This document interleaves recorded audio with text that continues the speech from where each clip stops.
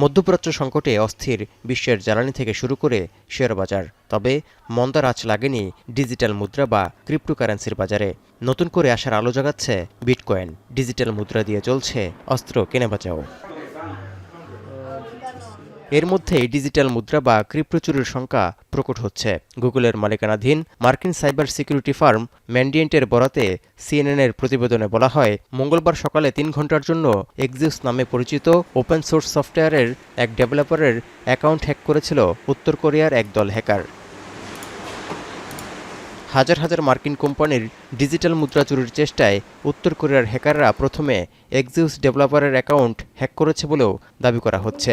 এই হ্যাকিং অভিযানের পরবর্তী প্রভাব মূল্যায়ন করতে কতদিন সময় লাগবে তাও অজানা।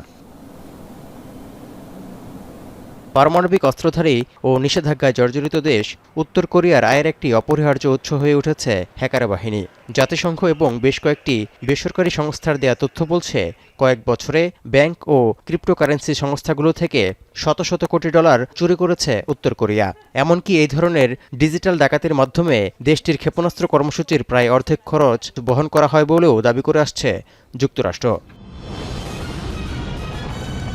২০২৫ সালে বৈশ্বিক ক্রিপ্টো চুরির পরিমাণ ছিল $৩.৪ বিলিয়ন, যার মধ্যে একাই অন্তত $2.2 বিলিয়ন মূল্যের ডিজিটাল সম্পদ চুরির রেকর্ড করে উত্তর কোরিয়া, যা ২০২৪ সালের তুলনায় ৫১% বেশি।